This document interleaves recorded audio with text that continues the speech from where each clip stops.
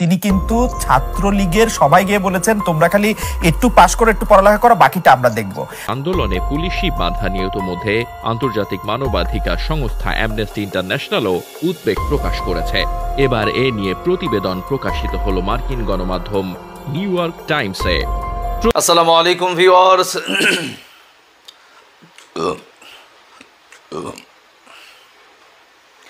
আসসালামু আলাইকুম ভিউয়ার্স, দেশ ও দেশের বাহির থেকে যারা আমার ভিডিওটি প্লে করেছেন জানাচ্ছি আন্তরিক শুভেচ্ছা ও অভিনন্দন। আশা করি সবাই ভালো আছেন, সুস্থ আছেন, আলহামদুলিল্লাহ। তো ভিউয়ার্স, কোটা বিরোধী আন্দোলনকে কেন্দ্র করে ব্যাপক চাপের মুখে এখন বর্তমান সরকার শেখ হাসিনা, এমনকি সেনাবাহিনী এই বিষয়টা নিয়ে সরকারের চাপ সামলাতেও হিমশিম খেয়ে যাচ্ছে। এটা নিয়ে শুধু দেশের ভেতরেই নয়, বরং আমেরিকা ও জাতিসংঘ নিউ ইয়র্ক টাইমস থেকে এটা নিয়ে বিবৃতি জানানো হয়েছে। কি বিপাকে পড়তে যাচ্ছে এই কোটা আন্দোলনকে কেন্দ্র করে সরকার ও সেনাবাহিনী, আসুন বিস্তারিত জানবো এই রিপোর্টে। সো ভিডিওতে যাওয়ার আগে ছোট্ট রিকোয়েস্ট করব, যারা এখনও চ্যানেলটি সাবস্ক্রাইব করেননি, নিয়মিত দেশের সকল আপডেট সবার আগে জানতে অবশ্যই চ্যানেলটি সাবস্ক্রাইব করে পাশে রাখবেন। দর্শক আসুন স্ক্রিনে। বৃহস্পতিবারের আন্দোলনে পুলিশি বাধা নিহত মধ্যে আন্তর্জাতিক মানবাধিকার সংস্থা অ্যামনেস্টি ইন্টারন্যাশনালও উদ্বেগ প্রকাশ করেছে। এবার এ নিয়ে প্রতিবেদন প্রকাশিত হলো মার্কিন গণমাধ্যম নিউ ইয়র্ক টাইমসে। প্রতিবেদনে বলা হয়েছে, সরকারি চাকরিতে কোটা বাতিলের দাবিতে বৃহস্পতিবার রাজধানী ঢাকার প্রধান সড়কগুলো অবরোধ করেন হাজার হাজার শিক্ষার্থী। সম্প্রতি ঢাকার একটি আদালত সরকারি চাকরিতে কোটা পুনর্বহাল করার পর এ বিক্ষোভ শুরু হয়, যা 2018 সালে সরকারি আদেশের মাধ্যমে বিলুপ্ত করা হয়েছিল।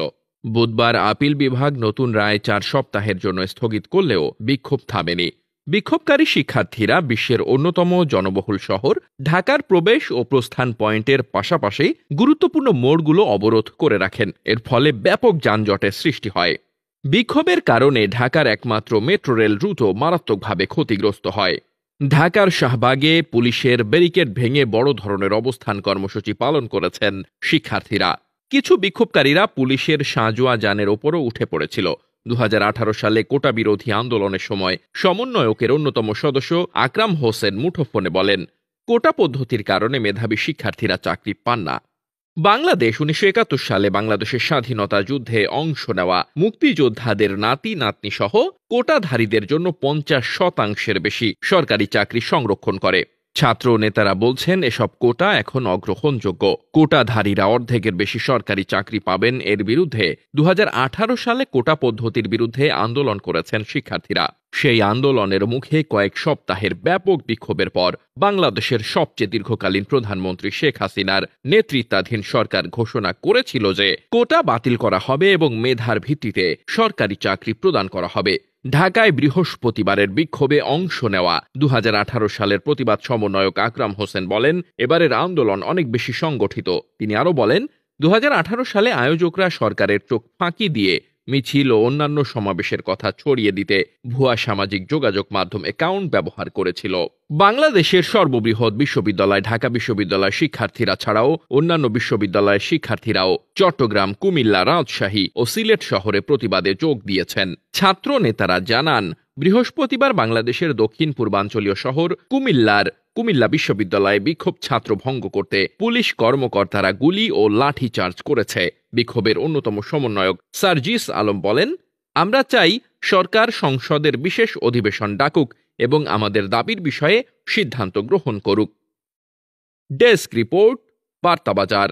অর্থনৈতিক সংকট সবকিছু মিলিয়ে হঠাৎ যেন চাপে পড়েছে টানা 4র্থ মেয়াদে থাকা আওয়ামী লীগ সরকার।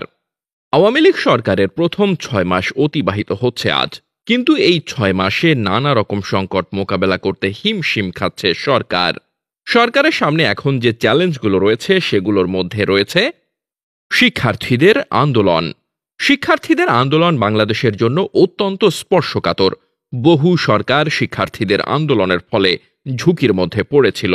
এমনকি সেনা সমর্থিত এক 11 সরকারও শিক্ষার্থীদের আন্দোলনের কারণে বিপর্যস্ত হয়েছিল। সরকার এখন পর্যন্ত শিক্ষার্থীদের আন্দোলনকে ভালোভাবেই সামাল দিচ্ছে। একদিকে যেমন সংযত অবস্থায় থাকা, অন্যদিকে আদালতের মাধ্যমে বিষয়টিকে মীমাংসা করার চেষ্টা করছে। কিন্তু এটি যে সরকারের জন্য একটি সুস্পষ্ট চাপ তা সহজেই অনুমান করা যায়। কোটা সংস্কার নিয়ে হাইকোর্টের রায়কে স্থিতাবস্থায় এনেছে, আর এই রায়ের পরেও আন্দোলন থামেনি। বৈষম্য বিরোধী ছাত্র আন্দোলনের নেতারা বলেছেন যে এ নিয়ে কমিশন করা এবং স্থায়ী সমাধান না হওয়া পর্যন্ত তারা আন্দোলন চালিয়ে যাবে। এটি সামনের দিনগুলোতে সরকারের জন্য বড় চাপের কারণ হতে পারে। আগামী 2-1 দিনে বোঝা যাবে যে এই আন্দোলনকে সরকার কিভাবে নিয়ন্ত্রণ করতে পারে। শিক্ষকদের আন্দোলন। সারা দেশে পেনশন স্কিম নিয়ে শিক্ষকদের আন্দোলন এখনো চলছে। বিশ্ববিদ্যালয়গুলোতে পড়াশোনা হচ্ছে না।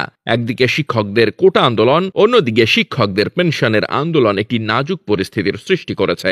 শিক্ষকদের মধ্যে যারা আন্দোলন করছে তারা বেশিরভাগই আওয়ামীপন্থী শিক্ষক। এ কারণেই শিক্ষকদের এই আন্দোলন নিয়ে সরকারের মধ্যে এক ধরনের অস্বস্তি তৈরি হয়েছে। সরকার সামান্য হলেও একটি চাপের মুখে পড়েছে। এই চাপ সরকার কিভাবে সামলাবে সেটি এখন দেখার বিষয়। দুর্নীতি নিয়ে যেন দেশে একটি হুলস্থুল চলছে। প্রতিদিন কোনো না কোনো দুর্নীতিবাজের ফিরিস্তি গণমাধ্যমে প্রকাশিত হচ্ছে। বিভিন্ন সরকারি কর্মকর্তাদের দুর্নীতির লোমহর্ষক কাহিনী জনগণকে করেছে উদ্বিগ্ন। আওয়ামী লীগ টানা ক্ষমতায় রয়েছে 15 বছর, কাজেই এই দুর্নীতির ব্যাপক বিস্তার এবং দুর্নীতিবাজদের এই লম্ফনের দায় আওয়ামী লীগ কোনোভাবেই এড়াতে পারে না। দুর্নীতির ইস্যুটি সরকার কিভাবে সমাধান করে সেটি এখন একটি বড় দেখার বিষয়। দ্রব্যমূল্যের ঊর্ধ্বগতি সরকারের জন্য একটি বড় ধরনের মাথা ব্যথার কারণ হয়ে দাঁড়িয়েছে। সরকার বিভিন্নভাবে চেষ্টা করেও দ্রব্যমূল্য নিয়ন্ত্রণে আনতে পারছে না। বিশেষ করে নিত্য প্রয়োজনীয় দ্রব্য এবং কাঁচা বাজারে নিয়ন্ত্রণহীন মূল্য বৃদ্ধি জনগণের মধ্যে এক ধরনের ক্ষোভ তৈরি করছে। এই অবস্থায় এখনই সরকারের জন্য ব্যবস্থা গ্রহণ করা জরুরি বলেই অনেকে মনে করছে। অর্থনৈতিক সংকট। সরকার একটি কঠিন অর্থনৈতিক সময় পার করছে।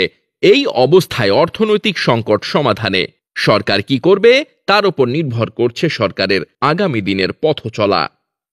দর্শক, স্ক্রিনে আমরা সে সম্পর্কে বিস্তারিত জানলাম। এ বিষয়ে আপনাদের মতামত কমেন্টে জানান, কেউ ভিডিওটি স্কিপ করবেন না। কোটা বহাল এবং কোটা বিরোধী যে আন্দোলন সরকার এবং শিক্ষার্থীদের মাঝে, এটার সর্বশেষ রায় কি হতে পারে? এদিকে কিন্তু বিভিন্ন জায়গায় হামলা সংঘর্ষে নিহতের সংখ্যাও বেড়ে যাচ্ছে। দর্শক, আসুন সর্বশেষ পরিস্থিতি জানবো এই রিপোর্টে। সরকারের একজন মহা গুরুত্বপূর্ণ ব্যক্তি এইচ.টি. ইমাম, জনাব এইচ.টি. ইমাম, আমি তাকে খুবই শ্রদ্ধা করতাম, ভালোবাসতাম। তিনি কিন্তু ছাত্রলীগের সবাই গিয়ে বলেছেন তোমরা খালি একটু পাশ করে একটু পড়ালেখা করো, বাকিটা আমরা দেখব। আমরা কিন্তু গত 15 বছরে যাদের নিয়োগ হয়েছে তাদের বিভিন্ন সময় দাবি করতে দেখেছি, আমি ছাত্রলীগ করেছি, আমি যুবলীগ করেছি, আমি এই করেছি, আমি সেই করেছি, তার দেখছি। এবং কে কত বেশি আওয়ামী লীগ, এটা আমি খারাপ বলতেছি না, কারণ রিপাবলিকানরা তাদের রিপাবলিকান লোক নিয়ে আসে, কিন্তু এখানে তো সরকারি লোকই এটার মধ্যে যায়। তো সরকার নিয়োগ না দেওয়াটা কি আসলে মানে মানে কাগজ কলমের কথাই শুধু না, আসলে তো সরকারি নিয়োগ দেয়, তাই না? সরকার পছন্দ করে লোক। একজন তিনি নাই জীবিত, তার সম্বন্ধে আমি মন্তব্য করতে চাই না। এটা একটা পলিটিক্যাল বক্তব্য ছিল, পলিটিক্যাল ফোরামে। নাম্বার 1, এটা কোনো নির্বাহী আদেশ ছিল না, এবং তিনি নির্বাহী আদেশ দেওয়ার কোনো অবস্থানও ছিলেন না। তিনি একজন উপদেষ্টা ছিলেন অনলি।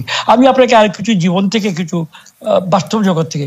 ইন্দোনেশিয়া যখন সুহার্তো ক্ষমতা আসলেন, কমিউনিস্টদেরকে একদম শেষ করে দিয়ে এমন আইন করলেন যে ওই দলের যারা ছিল, কমিউনিস্ট পার্টি, ইন্দোনেশিয়ার biggest communist party after China, কেউ তাদের বংশধর কখনো চাকরি পাবে না, এই অর্ডার এখনো ইন্দোনেশিয়ায় আছে। ভিয়েতনামে যারা ক্ষমতায় এসছে, অন্য কেউ পার্টির বাইরে ক্ষমতা আসতে পারে নাই। আমরা যদিও মুক্তিযুদ্ধের মাধ্যমে এসেছি উচ্চ কিছু আদর্শ নিয়ে, কিন্তু বাস্তবে আমরা মধ্যপন্থী ডেমোক্রেটিক, সকল লিবারেল ডেমোক্রেটিক একটা একটা একটা ইয়েতে বাস করে আমাদেরকে অনেক জায়গায় এগুলো অ্যাডজাস্টমেন্ট করতে হয়। প্রকৃত বিপ্লবী সরকার যদি আমরা হতাম, কিউবার মতো, নর্থ কোরিয়ার মতো, চীনের মতো, ইন্দোনেশিয়ার মতো, ভেনেজুয়েলার মতো, তাহলে আরো অনেক কিছু বলা যেত। আমরা তো সেই অবস্থায় নই। আমরা বহুদলীয় গণতন্ত্র করি, সংবিধানকে আমরা মান্য করি, এবং আমরা ইত্যাদি ক্ষেত্রে। জি, আমি আপনার সাথে সম্পূর্ণ একমত, কিন্তু আমার কাছে মনে হয় আপনারা যেটা করেন বা আপনার সরকার যেটা করে সেটা হচ্ছে পিক এন্ড চুজ। সেই ক্ষেত্রে মানে মুক্তিযুদ্ধের সন্তানদেরকে আপনারা এগিয়ে নিয়ে যাওয়ার কথা বলেন, কিন্তু অনেক সময় আমরা অনেক বড় বড় নিয়োগেও আমরা দেখি যে তার মানে মুক্তিযুদ্ধের একদম সরাসরি এগেনস্টে যারা আছেন তাদেরকেও আপনারা আসলে নিয়োগ দিচ্ছেন। তো আমরা এই প্রসঙ্গে আবার আসবো। যারা মানান, আমি একটু প্রফেসর আসিফ নজরুলের কাছে যে আইন কানুনের প্রসঙ্গটা একটু বুঝতে চাই যে প্রফেসর আসিফ নজরুল, আপনি কি আমাদের একটু আইনের দিকটা একটু ব্যাখ্যা করবেন? পার্লামেন্ট যেখানে আসলে বাংলাদেশের সংবিধানে যেটি আছে, আপনি সংবিধান পড়ান যে বাংলাদেশের মালিক হচ্ছে জনগণ, অর্থাৎ জনগণের প্রতিনিধিরা বাংলাদেশের মালিক। তারা বসে একটা সিদ্ধান্ত নিল যে এটা কোটা ব্যবস্থা থাকবে না, সেটা রাগ করেই করুক, অবস্থার পরিপ্রেক্ষিতে করুক, আন্দোলনে করুক, তারা এটা করেছে। এইটার বিরুদ্ধে কি রিট মেইনটেনেবল হয়? সেম জিনিসের ক্ষেত্রে আইনকে চ্যালেঞ্জ করা যাবে, কিন্তু সেটা তো আসলে একটা বিদ্যমান জিনিসকে বদলে অবস্থার পরিপ্রেক্ষিতে এইটাকে একটা পরিপত্র জারি করা হয়েছে। এটার মধ্যে রিটটা মেইনটেনেবল হলো, তাই না শুধু সেটি আবার বহাল হলো। এইটি কি আসলে একটু আইনের দিকটা আমাদের একটু বলবেন কিনা? আমি আপনাকে বলি, আমাদের সাংবিধানিক আইনে একটা প্রতিষ্ঠিত ডক্ট্রিন আছে, এটাকে বলে ডক্ট্রিন অফ পলিটিক্যাল থিওরি। হ্যাঁ, doctrine of political question, doctrine of political question, অর্থাৎ যেটা পিওরলি পলিটিক্যাল কোয়েশ্চেন সেখানে জুডিশিয়ারি ইন্টারভেন করে না, সেই ব্যাপারগুলোতে জুডিশিয়ারি হাত দেয় না। এমনকি আপনি যদি অতীতে হাইকোর্টের রায় দেখেন, হরতাল নিয়ে যখন একটা আন্দোলন হয়েছিল, হরতাল নিয়ে যখন একটা রিট হয়েছিল, তখন কিন্তু উচ্চ আদালত বলেছে এটা পলিটিক্যাল কোয়েশ্চেন, এটাতে আমরা ডিল করব না। তা আমি মনে করি যে এই সরকার কোটা রাখছে না, এটা আমি মনে করি আমার নিজস্ব বিবেচনায় একদম অনেস্টলি আমি মনে করি এটা পিওরলি একটা পলিটিক্যাল কোয়েশ্চেন। তো এই পলিটিক্যাল কোয়েশ্চেনে আমি যদি জাজ হতাম তাহলে আমি এটাকে মেইনটেনেবল ধরতাম না। এখন আপনার ধরেন জাজ যারা হয়েছেন ওরা তো সমাজের বাইরের মানুষ না। আমার কমপক্ষে 10 থেকে 12 জন স্টুডেন্ট আছে সরাসরি যারা হাইকোর্টে জাজ আছেন। এখন আমি তো তাদের প্রত্যেকের কি একই মানসিকতা? এখন উনি কোন বিচারিক বিবেচনা নিয়েছেন আমি জানি না, তবে ডক্ট্রিন অফ পলিটিক্যাল থিওরি অনুযায়ী এটা নেওয়ার কথা না। আরেকটা কথা হচ্ছে, ধরেন আপনার এক প্রসঙ্গটা তুলেছিলেন আগে, একটু বলছি যে এই ধরনের কথা আমি সামাজিক যোগাযোগ মাধ্যমে দেখেছি যে বিচার বিভাগের কাঁধে বন্দুক রেখে সরকার আবার কোটা ব্যবস্থা পুনর্বহাল করতে চাচ্ছেন নাকি। হ্যাঁ, আমি কিন্তু এই বক্তব্যের পক্ষে বিপক্ষে কিছু বলছি না, তবে আপনাকে একটা জিনিস আমি স্মরণ করিয়ে দিতে চাই, আমাদের সবারই স্মরণ থাকা উচিত, এই ধরনের সন্দেহ যে মানুষ করে, এটা করার স্কোপ কিন্তু সরকার করে দিয়েছে। আপনার মনে আছে যখন সাবেক প্রধান বিচারপতি এস.কে. সিনহা সাহেব রায়ের বিরুদ্ধে সরকার কি পদক্ষেপ নিয়েছিল? আপনার মনে আছে বিচারিক আদালতের জাজ সম্ভবত মোতালেব হোসেন নাম, উনি যখন তারেক রহমানের দুর্নীতি মামলায় ওনাকে খালাস দিয়েছিলেন, ওনার বিরুদ্ধে কি ব্যবস্থা নেওয়া হয়েছিল, ওনার ভিডিও নিশ্চয়ই আপনি দেখেছেন। আমার এটা মনে আছে যে র্যাবের বিরুদ্ধে যখন আমার ছাত্রী একটা মামলা নিয়েছিল, তার মানে মামলা গ্রহণ করার ক্ষমতা এটাকে জব্দ করা হয়েছিল, এটা পত্রিকা আসছিল।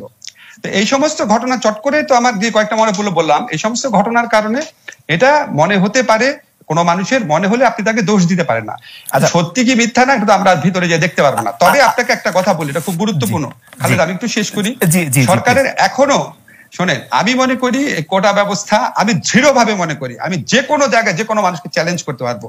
কোটা ব্যবস্থা আমাদের সংবিধান অনুযায়ী, বঙ্গবন্ধুর ইন্টারিম রিক্রুটমেন্ট পলিসি অনুযায়ী কোটা ব্যবস্থা যে প্রলং করছে চিরস্থায়ী ভাবে, ছেলে পাচ্ছে নাতি পাচ্ছে, ছেলে আর নাতি পাওয়ার বিধান কিন্তু এই ইন্টারিম। স্ক্রিনে আমরা সে সম্পর্কে বিস্তারিত জানলাম। সো আজকের ভিডিও এই পর্যন্তই। ভালো লাগলে লাইক এন্ড কমেন্ট করবেন এবং দেশের সকল আপডেট সবার আগে জানতে অবশ্যই চ্যানেলটি সাবস্ক্রাইব করে পাশে রাখবেন। দেখা হবে পরবর্তী ভিডিওতে ইনশাআল্লাহ। আসসালামু আলাইকুম ওয়া রাহমাতুল্লাহ।